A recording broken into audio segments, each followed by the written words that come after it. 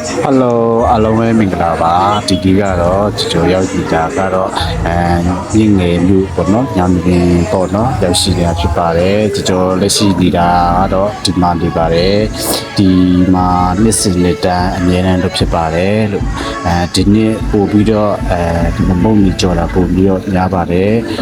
ဒီနေ့ကအရန်လဲစီပါတယ်လို့เนาะဘာဖြစ်လို့လဲဆိုတော့ဒီမြင့်ငယ်မျိုး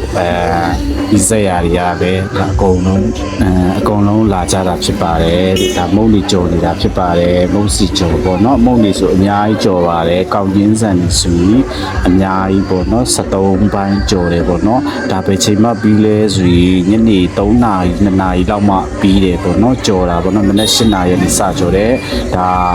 ပိတ်ရက်ကွက်လုံးအကုန်ဝိုင်းပြီးကြော်တာဖြစ်ပါတယ်ဒါနောက်တဲ့ဂျန်တဲ့ဘက်တွေလည်းရှိပါသေးတယ်လူငယ်လေးတွေပြူလူလေးတွေဝိုင်းပြီးတော့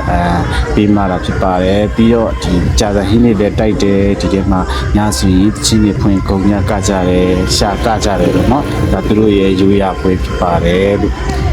ကျွန်တော်ဒီနေ့ကတော့ဒီမှာတလီကိုဒီမှာကဲရဖြစ်ပါတယ်။ဒီလည်းပြောဖို့ကောင်းပါတယ်။နောက်နေ့တည်းတဲ့ဒီချက်မကချက်ပြောနေပေါ့နော်။ဒီရိုးရာပွဲလေးမှာတကယ်လို့နောက်နေ့တည်းကျရင်